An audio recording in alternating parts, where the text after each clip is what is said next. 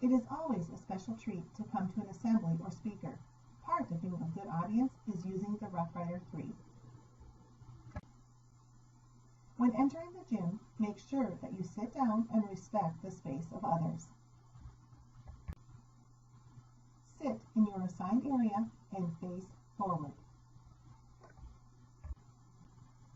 Remain seated and use a voice level 0 during the presenter. During assemblies, we have important information we want to pass on to you. Make sure that you are being an active listener. Stay with your class the entire time. Remain seated until you are dismissed. Your teacher will let you know when it is time to leave.